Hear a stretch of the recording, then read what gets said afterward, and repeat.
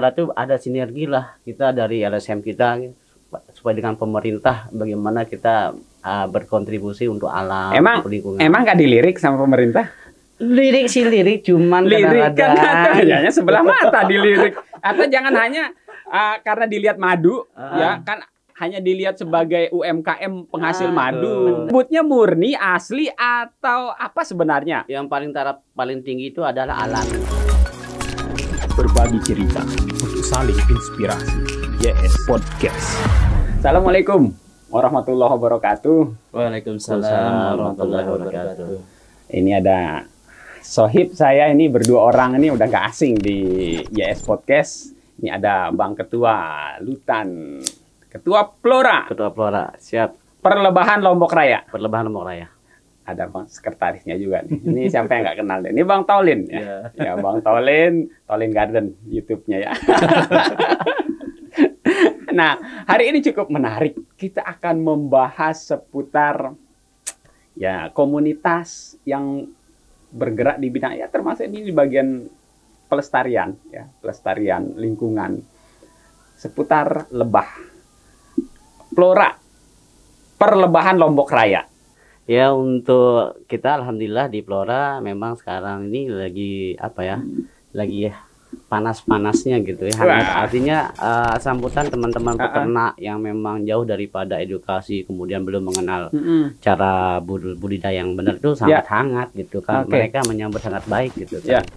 Dan memang kita juga program-program kita yang di Flora itu memang sangat mengena untuk mereka semua itu. Ini pemberdayaan berarti ya? Jelasnya pemberdayaan sosial. Pemberdayaan sosial. Oke, yang tadinya mungkin bergerak secara tradisional ya, teman-teman yang di perlebahan ini, kemudian kalau dikoordinasi ya mungkin harapannya kesejahteraan meningkat dan terutama mungkin untuk pelestarian apa Ketua ya? Iya benar sekali, karena memang Flora ini memang arahnya ke sana, pelestarian alam itu, karena memang kalau lebah ini nggak akan kita sukses itu untuk berbudidaya itu tanpa ada pengaruhnya dari kelestarian alam. Kelestarian alam itu adalah suksesnya sebuah budidaya perlebahan. Jadi kalau bisa saya pastikan kalau di sekitar kita nggak lestari atau alam kita rusak dah, nggak ada lebah. Jelasnya pasti akan lebah itu akan sendirinya akan punah. Wow. Oke, ini sangat linear nih, inline nih. Akan pergi. Ya. Alam kita tidak lestari, lebah pergi sudah tidak ada yang manis-manis. Iya. Dan itu akan mengancam keberlangsungan kehidupan manusia. Ini jadi berdampak langsung ya. Berdampak langsung terhadap kehidupan manusia. Nah, sekarang kita berbicara hari perlebahan. Nah, unik ini. Jarang-jarang saya mendengar ini. Hari perlebahan, hari lebah sedunia atau hari lebah ya. Hari lebah sedunia. Ini kan jangan-jangan kita peringati hari ulang tahunnya atau hari berdirinya si lebah ini nggak tahu kalau dia sedang ulang tahun ini. Bang Taulin, sejak kapan sebenarnya dicetuskan bahwa memang harus kita rayakan atau kita peringati momentum Hari Lebah ini? Sejak kapan mulainya? Ya, jadi peringatan Hari Lebah Sedunia ini itu diawali pada tahun 2018, Mas Yusron. 2018. Berarti kurang lebih sudah 6 tahunan 6 tahun ya. 6 tahunan, dan itu diawali dari usulan pemerintah Slovenia, Rusia ya, kepada Dewan PBB untuk memperingati Hari Lebah Sedunia ini. Dan diambil tanggal 20 Mei itu bertepatan dengan hari kelahirannya Anton Jansa. Saya kira hari kelahirannya lebah ini. Jadi si Anton ini siapa nih? Anton Jansa ini adalah pelopor peternakan lebah modern di kota Breznica, Slovenia. Berarti magnet pertama ini dari Slovenia yang peduli lah ya. Ya, peternakan lebah modern itu dimulai tahun 1734. 1734. Sudah lama kita belum lahir ya. Di mana kita itu? Nah, jadi oleh pemerintah Slovenia ini kenapa dia penting untuk dilakukan peringatan Hari Lebah Sedunia ini? Itu adalah untuk menyadarkan penduduk dunia akan pentingnya kedudukan serangga penyerbuk ini. Jadi dari kajian yang mereka lakukan itu itu ternyata 90% tanaman sumber pangan kita itu bergantung dari penyerbukan yang dilakukan oleh lebah ini. Jadi kalau ini terganggu ekosistemnya, habitatnya, hidupnya atau bahkan punah, itu artinya apa? Tidak akan ada lagi penyerbukan tanaman. Berarti tidak hanya berhubungan dengan madu. Tidak hanya berhubungan dengan madu. Ini kan kalau ada penyerbukan berarti tidak ada pembiakan. Tidak ada pembiakan, tidak akan ada buah. Termasuk dari tanaman pertanian, biji-bijian, kemudian buah-buahan itu tidak akan terjadi pembuahan dan tidak ada akan menghasilkan ini.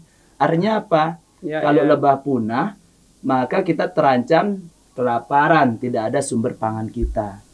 Bahkan Einstein sendiri, Bang Yusron, itu dalam pernyataan beliau yang sangat mengejutkan dunia kala itu, Einstein mengatakan jika lebah di dunia ini punah, maka manusia itu memiliki waktu hidup hanya 4 tahun. Wow, ini sangat mengejutkan, makanya ini sangat penting untuk kita. Jadi kenapa ini diusulkan kembali untuk menyadarkan penduduk dunia akan pentingnya keberadaan lebah serangga penyerbuk. Ya, jadi sebuah ekosistem. Jadi ini sangat kompleks. Sangat kompleks, saling bergantung. Saling bergantung dan pada ujungnya jika manusia tidak mengambil tindakan, ini akan mengancam keberlangsungan. Justru manusia tersendiri akan keberadaannya akan terancam. Sangat menarik. Ini kita tanya Pak Ketua nih. Flora, apakah memiliki giat nih buat nyambut tanggal 20 nanti? Ya, jelas dong. Karena kita memang pelopor perintis lah untuk perlebahan di Lombok. Dan insya Allah secara nasional juga gitu kan niatnya sih. Cuman kalau untuk agenda kita di Flora itu memang untuk menyambut Hari Lebah Sedunia ini kita ada beberapa kegiatan. Ya salah satunya ini hadir di podcast kita ini untuk sosialisasi kegiatan-kegiatan kita yang besoknya akan kita lakukan. Pertama kita ada kegiatan pemasangan spanduk di setiap lokasi. Jadi karena memang sudah saya instruksikan kepada setiap Florada itu setiap daerah itu punya ketua. Misalkan Lombok Timur dia punya ketua, PLU punya ketua. Pair ya. Jadi sudah diinstruksikan untuk membuat memasang spanduk di tempat-tempat umum untuk memperingati Hari Lebah Sedunia ini. Kemudian kita ada juga bazar nantinya insya Allah. Hari Minggu ya di Car Free Day-nya. Hari Minggu ini. Ya. Kita juga mengenalkan juga produk-produk anggota Flora kepada masyarakat umum. Jadi biar ibu-ibu, bapak-bapak hadir di lokasi dan juga tahu manfaat madu. Nanti kita akan dijelaskan di sana. Kemudian kenapa kita butuh madu. Penting enggak bapak-bapak aja yang cari madu kan. Tapi intinya madu yang di Flora itu dipastikan alami dan sehat. Yang terjamin dengan keanggotaan Flora. Nanti berikutnya nih saya tanya nanti ada seminar juga loh. Seminar benar ya. Kita ada seminar juga. Seminar yang melibatkan siapa saja ini? Kita ada 2 narasumber yang kaitannya dengan budidaya lebah. Kemudian ada satu narasumber lagi itu bicara tentang bagaimana kita membedakan madu asli dan madu palsu. Wah, ini cukup menarik ini ya. Banyak sekali teori yang menyatakan bagaimana membedakan madu asli selain piring terbang. Baik, cukup menarik. Nanti kita tanya nih Pak Ketua ya. Nah, bagaimana sebenarnya? Jadi sebelum bocor kegiatan nanti madu asli dan madu murni ya. Madu palsu. Ya, nanti kita tanya. Nah, saya ke Bang Tolin ini. Bang Tolin, apa saja yang bisa menyebabkan lebah ini bisa punah?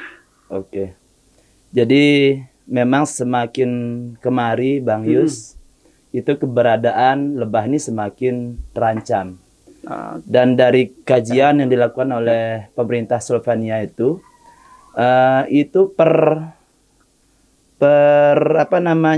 tingkat kepunahannya itu mencapai 100 sampai 1000 dalam per tahunnya itu sampai itu 1000 spesies ya. Karena ada 20.000 spesies lebah di dunia ini. Di dunia saat ini. Jadi per tahun itu kepunahannya itu 100 sampai 1000 spesies. Jadi ini kalau dibiarkan memang akan sangat membahayakan lebahnya dan tadi dikatakan itu sangat mengancam keberlangsungan kehidupan kita, gitu ya.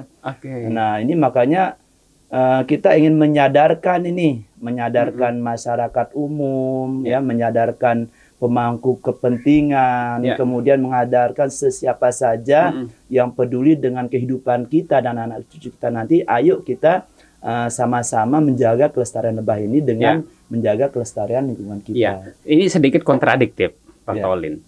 Ketika para pencari madu ini, kegiatan mencari madunya, apakah itu bukan kegiatan yang mengancam lebah secara koloninya? Kegiatan mengambil madunya. Ini kan kontradiktif sebenarnya dengan apa yang sebetulnya dilakukan oleh Flora ini.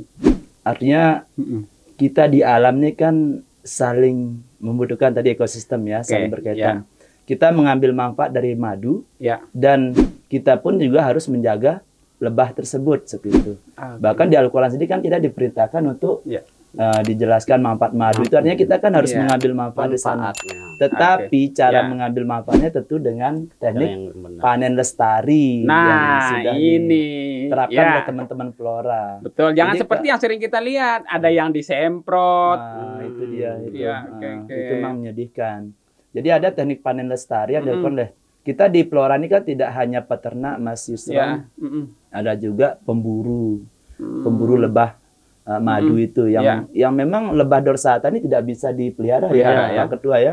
Dia hidup liar di hutan, tidak bisa dipelihara. Jadi yang kita biasa minum yang rasa manis ya hasil madu dari lebah dorsata, hasil buruan teman-teman, dan teman-teman Flora itu menerapkan konsep panen lestari. Panen lestari, panen lestari di sini maksudnya ketika mereka melakukan pemanenan tadi tidak menggunakan zat kimia dengan penyemprotan, tapi menggunakan cara tradisional pengasapan seperti untuk menjinakkan si lebah.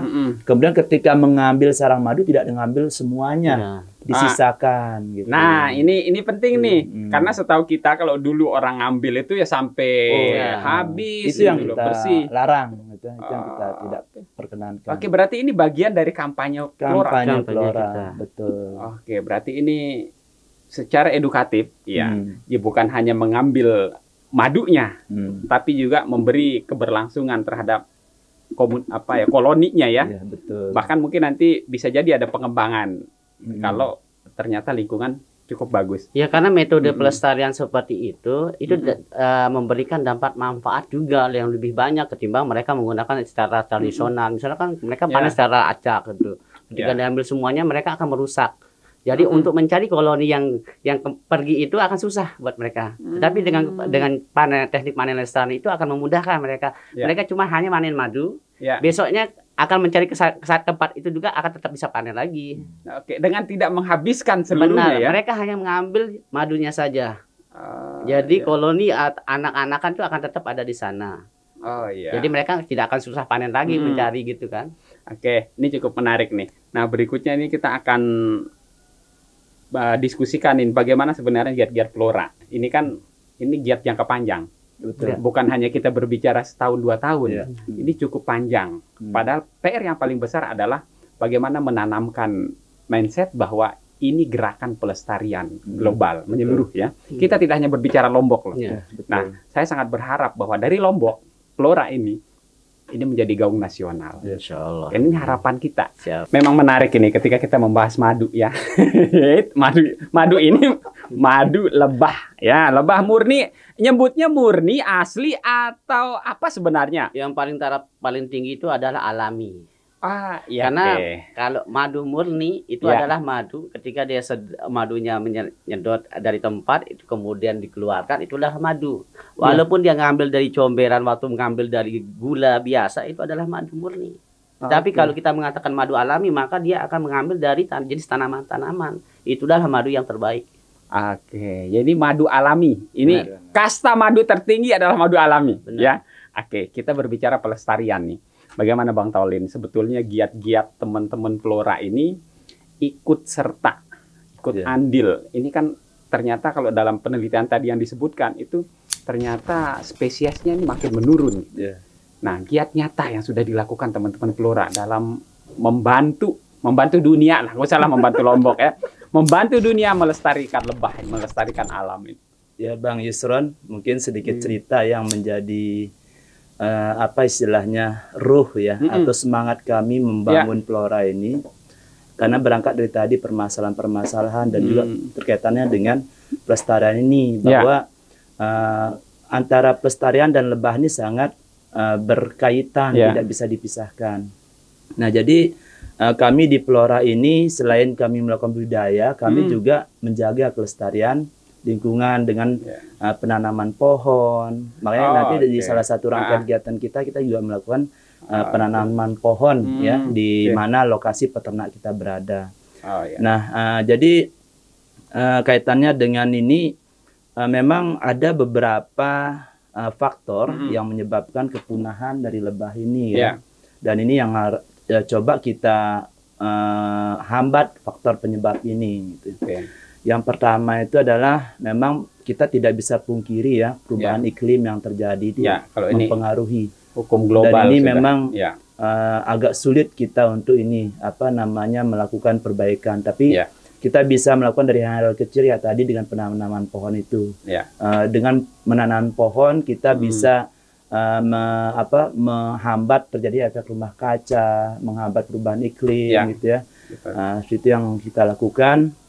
Kemudian selain perubahan iklim ini juga karena maraknya penggunaan pestisida ya.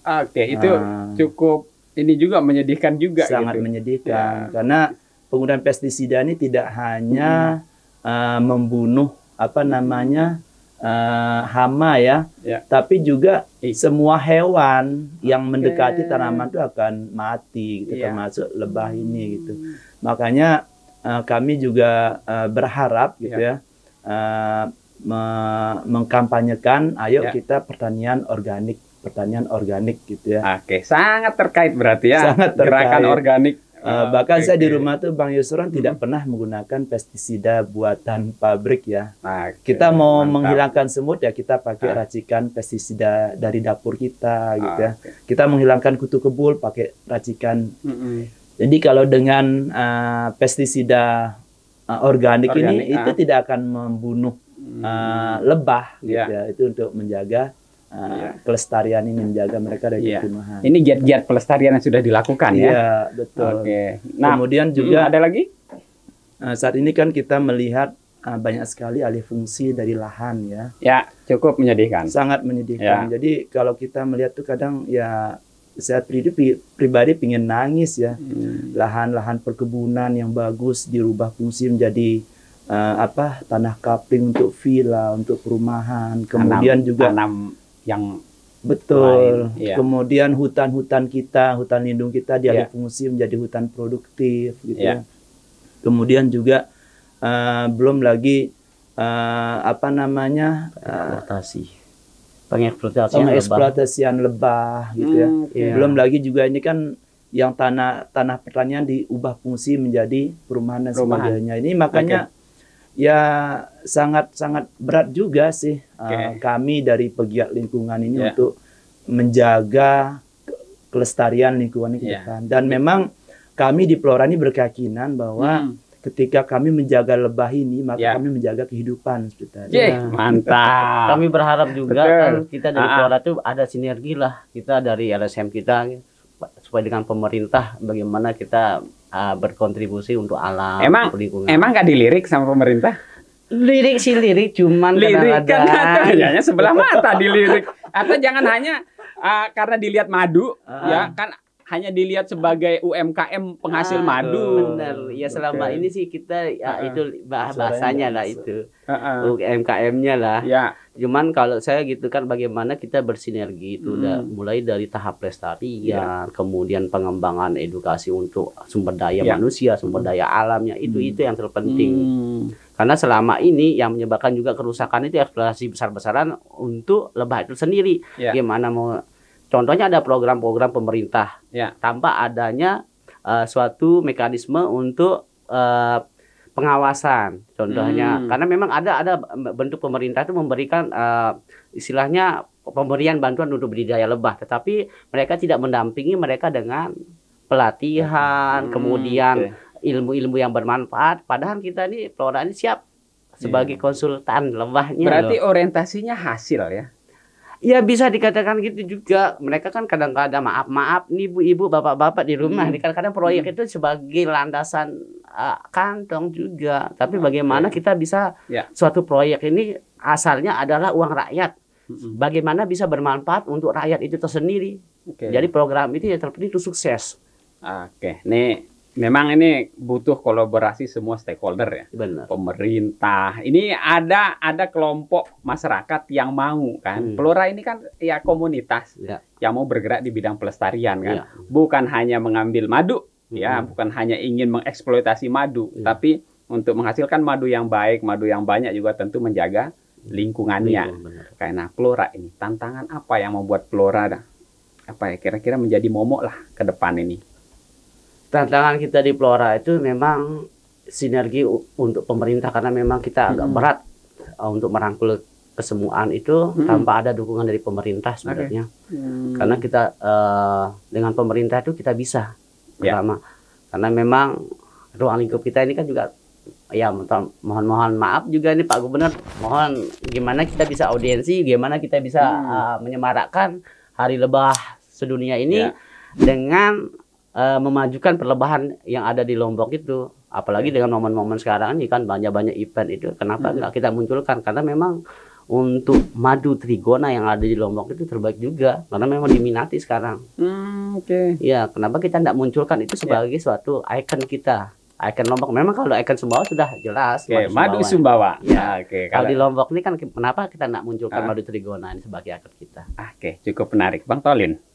Jadi melihat tantangan ke depan ini, lah, memang NTB dikenal dengan madunya yang berkualitas, tapi kan madu Sumbawa yang sering kita dengar. Nah, Lombok ini tentu kan tantangan tersendiri. Ya, karena mohon maaf, hutan kita kan memang tidak terlalu banyak seperti di Sumbawa kan, masih apalagi menjaga kelestariannya. Bang Tolin, kira-kira tantangan untuk menjadikan Lombok ini sebagai penghasil madu trigona besar apa hanya angan-angan? Melihat potensi kita loh saat ini. Ya, kalau potensinya memang luar biasa gitu ya. Potensinya luar biasa. Contoh di KLU itu mereka didukung oleh alam yang masih asri ya. Itu di setiap dusun tuh ada peternak dan itu sebagai lumbungnya madu trigona gitu ya. Karena memang betul dikatakan Pak Ketua bahwa kita ini hasilnya memang lebah trigona ini. Selain kita juga ada lebah hutan ada gitu ya. Jadi kenapa seperti itu? Karena termasuk lingkungan alam Lombok ini masih terjaga keasriannya, sehingga si spesies trigona atau Clypearis ini masih suka di sini. Dan kalau hasilnya kalau kita pernah bandingkan dengan daerah lain, itu rasa dari lebah trigona Clypearis Lombok ini jauh lebih mantap daripada, makanya sangat digemari gitu ya. Nah, jadi ini makanya harus terus kita galakkan gitu ya. Galakkan budidaya lebah trigona ini. Hanya saja Bang Yusron, menggalakkan lebah trigona ini artinya kita juga harus menjaga alam. Karena kalau alam juga rusak, dia juga akan punah. Tidak bisa atas nama apa namanya, stop atau apa kotak gitu. Nah, bukan hanya berbicara jumlah kotak berarti kan. Seberapa pohon yang ada di rumahnya Bang Yusron. Jadi tingkat keberhasilan seorang budidaya itu 70% itu berdasarkan dari tanaman itu sendiri. Jadi kalau nggak ada tanaman ya nggak berhasil 70%, Bang. Betul. Jadi ya mau jadi apa ya? Kita sebut petani lebah atau apa? Petani boleh, peternak boleh. Cuman kalau bahasanya kita larinya ke dinas peternakan, karena kan makanya kita berbudidaya, makanya dimasukkan ke budidaya dah. Berarti pembudidaya lebah ini kalau dia tidak care terhadap lingkungan, omong kosong dia ngomong kosong. Jadi cita-cita ingin melestarikan alam berarti ya ini menjadi penyerta yang mau tidak mau ya harus dilakukan berarti. Nah, ini sangat menarik ini apa ya, alam ini kalau kita jaga ya dia akan menjaga kita. Benar. Ya, sesuai ini ya imbal baliknya. Beberapa lahan yang alih fungsi kita lihat dampaknya ketika hujan besar juga kontan. Ya banjir ya. Nah, sekarang adalah bagaimana Flora. Ini silakan mau Bang Tolin atau Bang Lutan, silakan mungkin saling melengkapi jawaban. Harapan Flora ke depan. ini kan ada momentum cukup bagus tanggal 20 ini. Nah, yang menjadi harapan teman-teman Flora ini agar satu, Flora lebih eksis, dikenal lagi oleh masyarakat luas, dan kemudian cita-citanya melestarikan alam. Silakan Bang Dutan dulu ya. Saya harapannya ke Flora ke depannya tuh Flora tuh eksis dengan madu, dengan terjamin mutu kualitas madu tersebut dengan alaminan. Ya. Itu kemudian ke depannya juga saya harapkan Flora itu sinergi dengan pemerintah sebagai konsultan untuk lebah. Jadi memang kita Flora itu tidak menafikan, memang tidak akan mendapatkan suatu upah gitu kan, karena memang dari dasar awal peletakan kita itu kita memang sosial. Jadi kami harapkan itu pemerintah itu ayo ikutkan kami sebagai konsultannya untuk perlebahan. Relawan nih. Relawan loh. Siap loh. Kemudian saya harapkan ke depannya juga semua anggota Flora itu memiliki keyakinan, kemudian kemampuan, kemudian keadilan. Dalam hal keadilan apa? Keadilan terhadap diri mereka sendiri, keadilan terhadap alam, keadilan terhadap lebah itu sendiri. Oke, cukup menarik. Bang Tolin, ada tambahan? Kalau dari saya, ya kami sendiri kan hanya sekelompok orang. Ya. Lembaga yang masih kecil lah gitu, dengan cita-cita yang begitu besar. Jadi untuk mewujudkan hal yang besar ini tentunya kita tidak bisa sendiri ya. Betul. Jadi makanya kenapa kami kampanye betapa pentingnya kita menjaga kelestarian alam, berapa pentingnya kita menjaga kelestarian lebah ini untuk apa? Menggerakkan, menyadarkan masyarakat maupun pemangku kepentingan tentang pentingnya hal ini. Jadi kita perlu bersama-sama. Kami mungkin tidak bisa sendiri, makanya kita ngajak, ayo kita sama-sama, kita galakkan dari hal yang kecil, kita mulai menanam. Ya, kami juga melihat mana tempat-tempat yang kritis, di mana ada peternak kami, di sana lahannya kritis. Kita bekerja sama dengan DASLH untuk pengadaan pohon, kami tanam di sana gitu ya, supaya penghijauan kembali. Kemudian juga kita selain menanam tadi, kita kembali back to nature. Back to nature, ya. Jadi menggalakkan, menggaungkan itu bahwa hidup secara alami itu lebih baik lah daripada kita menggunakan seperti petani tadi menggunakan pestisida yang membunuh sahabat mereka sendiri. Lebah ini kan sahabat petani sebenarnya. Makanya kenapa membunuh sahabatnya? Oke lah hama mati, tapi kan akan tidak mati saat itu, nanti pada periode tanam berikutnya akan lebih banyak lagi gitu, akan lebih parah lagi. Sedangkan sahabat mereka sedikit demi sedikit mengalami kepunahan, itu akan semakin besar tantangannya ke depan kalau tidak merubah paradigma back to nature ini. Oke, jadi sangat mulia. Kenapa sangat mulia? Jadi Flora berbicara bukan hanya mengatasnamakan komunitas, tapi ini untuk kepentingan kita bersama. Ya, jadi yang paling ditekankan tadi adalah berdua sepakat. Ini adalah kolaborasi. Ini bukan gerakan orang per orang, bukan gerakan satu komunitas, gerakan kita bersama. Flora dan teman-teman peternak madu, pembudidaya ini bukan hanya berkepentingan mengambil madu, tapi yang lebih mulia di situ adalah pelestarian alam. Semoga momentum tanggal 20 Hari Lebah Sedunia ini menjadi sebuah momentum yang sangat besar untuk teman-teman Flora, terutama masyarakat sadar bahwa menjaga lingkungan justru akan menjaga diri kita sendiri, serta keluarga, dan terutama generasi mendatang. Oke. Terima kasih Bang Lutan dan Bang Tolin sudah hadir di YS Podcast, berbagi cerita terkait dengan yang manis-manis madu. Semoga bermanfaat teman-teman sahabat YS. Perbincangan kami hari ini menurut saya sangat berisi, karena selain kita berbicara komunitas, di sini adalah pelestarian alam. Mari kita bersama menjaga alam kita ini, kita menjaga diri sendiri, dan yang terpenting adalah mulai dari diri kita dan lingkungan terdekat. Assalamualaikum warahmatullahi wabarakatuh. Salam Lombok Lebah Lestari. Oke, jadi salam Lombok Lebah Lestari. Sana sip. Berbagi cerita untuk saling inspirasi. YS Podcast.